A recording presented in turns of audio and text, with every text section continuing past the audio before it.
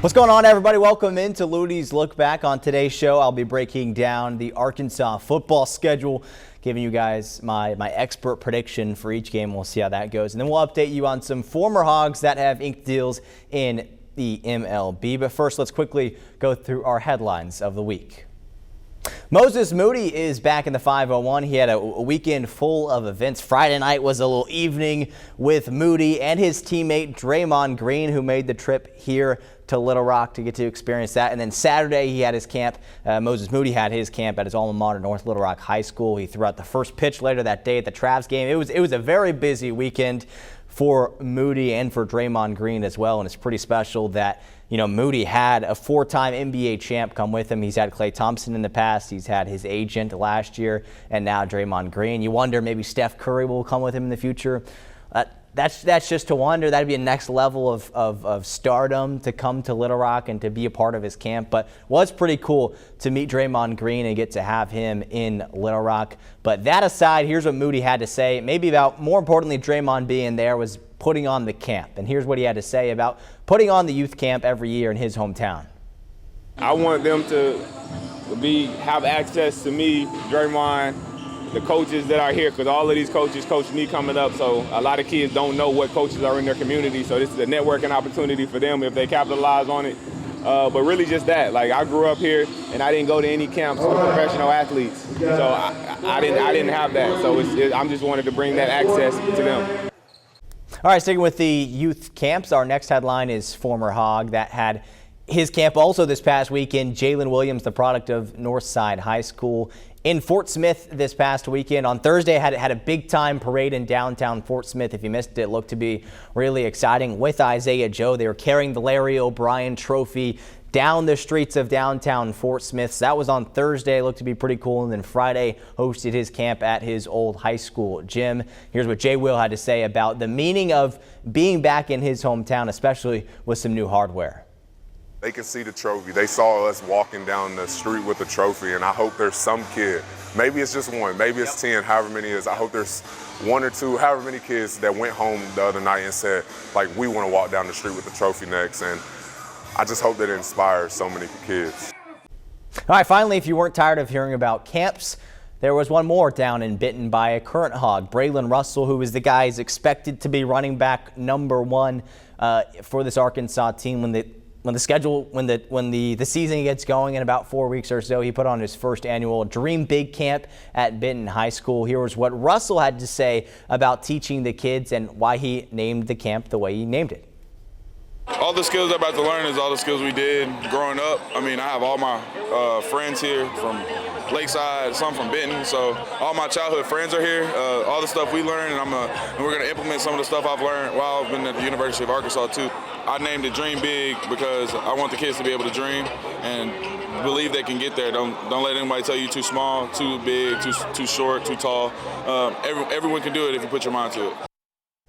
All right, sticking with our football theme, as we just heard from Braylon Russell, it is now time for what I think I'm going to do every year, as long as I'm here at this station, that is breaking down the Arkansas football bracket, giving you guys schedule. We usually do brackets over here. It's schedule time, though, and picking it game by game, how will Arkansas do? And this has become harder and harder the years that I've done it. I haven't done it specifically here, but even as a kid, I was trying to predict how many games would Arkansas win that year. What would their record be? Would they make it to a bowl game? Would they not? There were some fun years doing this when Bobby Petrino was the head coach. There were some down years doing this a few years ago. We're kind of in that middle range right now where the team's just a little bit mediocre. The program's just a little bit mediocre. But I really do think they have the potential to be a really good team this season. But let's go through my predictions game by game. You can see it behind me. It's a challenging schedule. It's how it always is in the SEC. And I know we say it every single year, and I know I sound like a broken record saying it, but it definitely is a challenging schedule. The good news is it starts out with a very easy opponent, similar to last year, with all due respect to the UAPB fans out there. Similar to last year, they start with a SWAC team that is a SWAC team, and it is not very good. So thankfully, I at least know one game for sure. Out of all of these, that could be, we'll see Arkansas could win or lose. This is the one that I know that they'll win. So let's go ahead and put the W up there for August 30th. The home opener, the season opener, Arkansas and Alabama A&M. It's an Alabama A&M team that lost like 70-3 or something last year to Auburn. Auburn wasn't very good last year. I know that was last year. It's a new year. They probably have a different team, just like the Razorbacks do. But they're obviously not going to beat Arkansas. So that's Alabama A&M game. Arkansas with an easy win there. They'll probably win 64 to, let's say 10. Let's say Alabama A&M puts 10 points on the Razorbacks. That's week 1. Things change pretty quickly in week 2. Arkansas comes here to the capital city, to Little Rock, to face off against the Red Wolves. Arkansas State. It's the first time, first time Arkansas and Arkansas State have played each other, and they're playing each other in Little Rock, and it should be an exciting game. Now, the Razorbacks are the much better team. The Red Wolves should not be able to compete with the Razorbacks. Arkansas should have the upper hand, and I think they will in this game. That's tough for me to say, right? Because the Red Wolves, and I know there's some fans out there who are Red Wolves fans, I think they've got a good team this year. And I think they've got an offense that is much improved. And that starts with Jalen Rayner, their quarterback, Jaquez Cross, their running back. They got Corey Rucker back, one of the best wide receivers, maybe the best wide receiver in the Sun Belt. And I think A-State will have a good team this season. But when you play the Razorbacks, even though it is in Little Rock, and there's going to be a lot of hype around this game, and I do think the Red Wolves are going to put up a good fight in the first half, and then I think maybe endurance is an issue. Maybe Arkansas just kind of wakes up in the second half. The last 3 quarters, I'm going to give to the Razorbacks. It might be close in the first quarter, but the last 3 quarters, I'm going to give to the Razorbacks. And I think they win pretty handily in this game to start out 2-0. So let's put the W up on September 6th right here in Little Rock, Arkansas. Starts out the year 2-0. Yippee, yippee. Okay. Now it gets even more serious, right? You got your first SEC game of the season, and it comes week 3. And it's no easy challenge. It's not like, hey, here's an Auburn, here's a Mississippi State to start the year off. No, it's Ole Miss. It's a team that has a potential, just like they have the past few seasons, to make the playoff and to be one of the best teams in college football. One of the best teams in the SEC is probably a more realistic thing there. Not only do you play Ole Miss, but you go to Oxford and you play them. And I don't think Ole Miss will be as good as they were last year. And they were pretty good last year. But the things that concern me with this Rebels team that Arkansas may not be able to slow down, one is just not even talking about the team, just talking about the game. And the game's a night game in Oxford. It's the first real big game they've got, I believe, in Oxford for Ole Miss. And this is one I think a lot of people are sneaking Arkansas in to win this game, and I just don't see it. You know, Ole Miss has Austin Simmons as their, I believe that's his name, Austin Simmons as their starting quarterback. He backed up Jackson Dart last year. I don't think he's going to be even close to as good as Dart was. And I do think one other thing, and I'm going to say this with a few of the games, because a lot of these Arkansas played a lot of these teams last season, most of them last season. I'm going to talk about how the game went last year and what's to expect for this year. And I think we talk about that every year, and it's valid, but at the same time, it's kind of not, because there's so much roster turnover. Like Arkansas had 25, 30 players enter the transfer portal and leave, and about that many come in from the transfer portal. So it's a different team, I get that, but there's still a lot of returners. And I think a lot of those guys, especially on the defensive end, remember how this game went last year when Ole Miss torched them. Ole Miss had single game records in their record books, and they did it in Fayetteville. So I would think there's a little bit of a revenge on the mind for the Razorbacks, but I don't think it's enough to get the win. I think Ole Miss will pull ahead in the end, probably win by 2 touchdowns or so. So I'm giving Ole Miss the win, Arkansas the loss, their first loss of the season. So they start out 2-1. Now the next game, a game that I don't know why it was scheduled, right? Because you have nothing to gain from beating Memphis, and you have everything to lose. Now, that's not a ton of disrespect to Memphis. They were a pretty good non-Power 5 football team, and that's what scares me about them.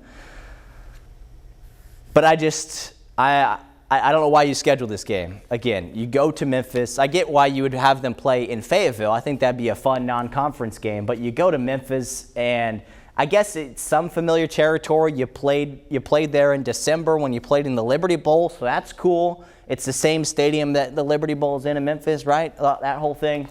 But it's a Memphis team that's pretty good. I think they won 10 or 11 games last year. So it's scary when you got a bottom feeder, middle line is generous, SEC team playing against a pretty good non-Power 5 team, or non-Power 4, whatever you want to say these days. And so people will call this a trap game, and I think that it is, but it's almost too much of a trap game. It's almost too believable for Arkansas to lose this game that I don't think that they will. I think Arkansas wins this game on September 20th in Memphis. Now, I do think it'll be close, but I do think Arkansas wins. And this is one of them where I think you maybe, if you haven't watched our new betting show, I'm sure we'll talk about this one the week leading up to this game. I do wonder if Memphis will be favored to win this game. Depending on how this game goes right here, I do wonder, is Memphis going to be favored? And if they are, it's not going to be by much. If Arkansas is favored, it's not going to be more than a touchdown. But in the end, I do think Arkansas will win this game. Let's go and throw up the W there. So they start out 3-1, and they've got one more tough non-conference game. This is probably one of the toughest non-conference slates that I think I've seen as a Razorback fan and following the Razorbacks my entire life. When you again, throw out Alabama and A&M, but when you have to play an in-state opponent, so there's a lot going on with that because it's an in-state opponent, and then you have to play at Memphis, a really good Group of 5 team, and then you have to play Notre Dame. And it's a Fighting Irish team that was in the national championship last year. And again, I mentioned last year to this year, it doesn't matter that much, but it does matter a little bit. And I think when you look at Notre Dame, a team that made it to the national championship last year, a big thing when I look at them is they've got a lot of returners on the defensive side of the ball. So that's one of the things, like, they're going to be good this year. And I know maybe in recent years Notre Dame hasn't, besides last year, they haven't had the power that they normally have as a football program. But let me tell you, I'm pretty sure they're back. And I'm pretty sure Marcus Freeman has that group rolling. And I'm pretty confident they're going to be in the playoff this year, in the college football playoff. So this will be a sold-out crowd. It's the biggest home game of the season. Obviously, up until that point, we'll have to see when some of these home games roll around how big those games will be. I think it's the best team that's going to come through Fayetteville this season, and I don't think there's a question in my mind that it's a good Fighting Irish team. Now, you might say, Nick, they're not in the SEC. They really don't even have a conference. Why are you fighting for them? They're not even that good, maybe, is what you say. But I disagree. I think they are a pretty good team. And I do have SEC bias, but not enough to pick Arkansas over the Fighting Irish. Even though it's a big game, it'll be a fun fan environment, but it's also an 11 a.m. kickoff. Like, it's by halftime, it could be over, I'm afraid. So my hope is Arkansas just keeps this game close against a Notre Dame team that is really good. But unfortunately, I don't think they do. I do think they keep it close for a little bit, but I do think they lose. So put the L up there for Arkansas losing to Notre Dame. Let's move on. Now, something to note. Tennessee game, they go to Knoxville. They're playing the Volunteers. The good news is they got a bye game right here. They got a bye, not a bye game, bye week. They got a bye week heading into Knoxville. That helps them a lot. But again, last year versus this year, let's think about it. Arkansas wasn't supposed to win this game last year. They did. They played a really good game against Tennessee. Now, that didn't keep Tennessee out of the playoff. Tennessee still made the playoffs. But I think Tennessee has revenge on their mind. And again, I know it doesn't matter that much for last season. I don't think, just like Ole Miss, I don't know if Tennessee is going to be as good as they were last year. I don't think they'll make the playoff this year. Obviously, that starts with their star quarterback transferring and going to UCLA. That's a huge factor into it as well. And I think there's valid concerns on Tennessee's offense and what they're going to be like this year with a new quarterback, the guy who transferred from UCLA. Joey Aguilar, I believe, is his name. I don't know if he's the caliber that you want to be a starting quarterback in the SEC. So even though Josh Heupel is an offensive guru and an offensive great, I don't know if Tennessee's offense is going to be really good. On the flip side, I think Tennessee's defense is going to be really stout and really special, just like what Razorback fans saw when these two teams faced off.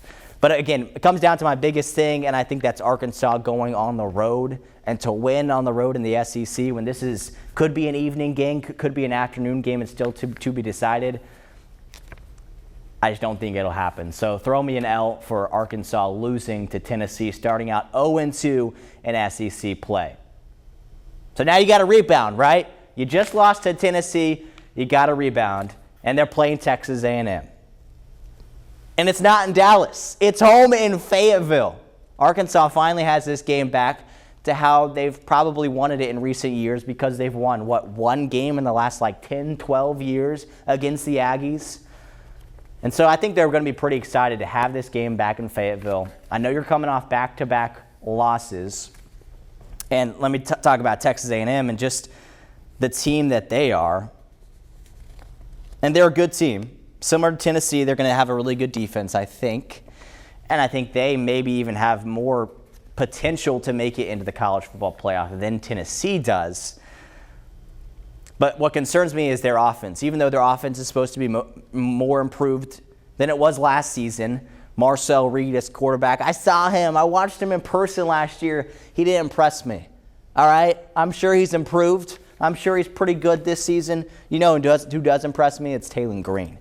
Give me Taylor Green over Marcel Reed any day. And so when you have this head-to-head quarterback matchup, two dual-threat quarterbacks that are really good, that'll probably be NFL draft picks, I like Taylor Green over Marcel Reed. I like Taylor Green over Texas A&M. It's a possibility Texas A&M is maybe undefeated or maybe with just one loss coming into this game in Week 7. And so I think Arkansas fans will have a lot of energy. I think this will be a night game as opposed to the Notre Dame game. And I think this is the one game, and I kind of spoiled it for my other ones here. This is the one game that Arkansas maybe isn't supposed to win that they do win. So throw me a W for Arkansas. I don't know if it's quite the – if A&M's undefeated, Arkansas storming the field after they win the game, which, happened last year. They're going to get like a $750,000 fine probably, but whatever, right? It's going to be awesome. And I think it'll happen. I think Arkansas will beat Texas A&M this season. Not necessarily saying they're the better team, but I think that's what's going to happen. Now, what does Arkansas do when it wins a big-time game? All the momentum starts to build. You get some energy for the next game. A game that you should win on October 25th against an Auburn team that wasn't very good last year. What does Arkansas do in those situations? Let's throw up the L. They lose. They lose in these situations. Against an Auburn team that wasn't very good last year, but I do think will be much improved this year. Arkansas is going to be enjoying this win against the Aggies. They're going to turn around and lose probably an 11 a.m. kickoff against the Tigers the very next weekend. I hate to say it, but I've been watching it for too long. My entire life I've been watching these things happen, and you get a little bit of momentum, and then you just throw it all away the very next week. That's what I think is going to happen. Again, I'm just predicting here, so don't get too angry, okay? All right, I picked them over A&M. But Auburn, and this isn't to discredit Auburn. I actually do think Auburn's going to be pretty good this year. I think they're going to be the most improved team in the SEC. Hugh Freeze is on the hot seat. Everyone knows it, just like Sam Pittman kind of is or has been for so long. He's been on the hot seat for so long that it's like, is he still sitting down? Is he standing? Like, what is the deal with that? Hugh Freeze, on the other hand, with Auburn, is on the hot seat, and he has to win this year or he's out.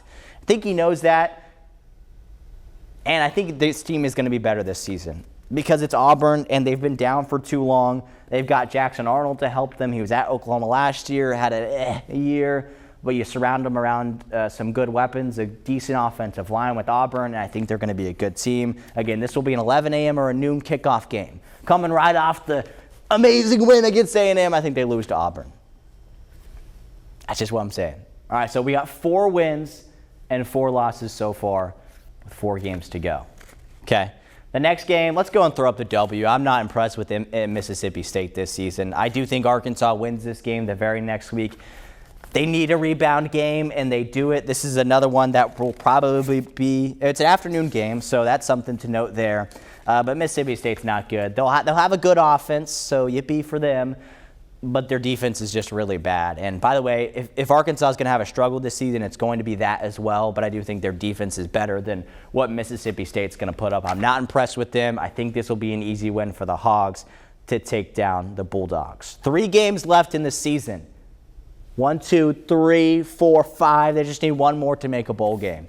And you see the gauntlet that's ahead of them. All right, November 15th, LSU. I think there's a bye game. I need to double check here. A bye week. between this one and LSU. And Arkansas's bye weeks come at pretty good times, before the Tennessee game on the road, before the LSU game on the road. If they can utilize their bye weeks, get guys healthy, you never know where Taylor Green's going to be at in the season, right?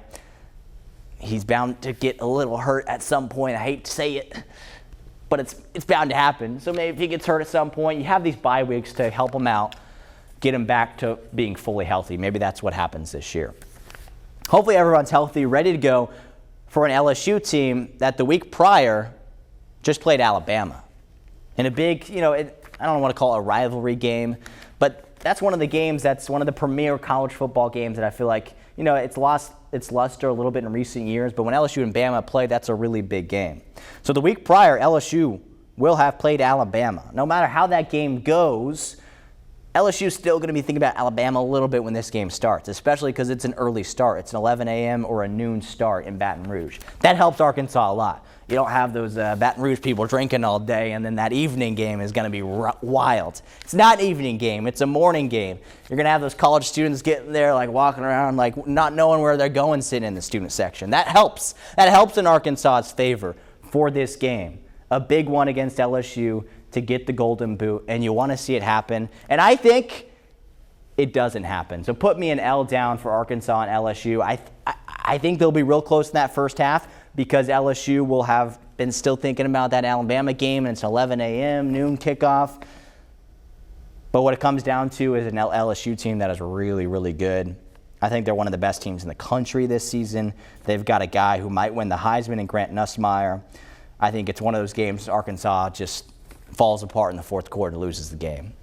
Hate to say it, right? All right, LSU game. We'll move on to Texas. I talked about Grant Nussmeier for the Tigers being a guy who might win the Heisman, a guy who actually has better odds than number one odds on Bet Saracen to win the Heisman Trophy is Texas's Arch Manning. You probably recognize that last name. Even if you're not a sports fan, you probably recognize that last name. Arch Manning, the QB1 for Texas.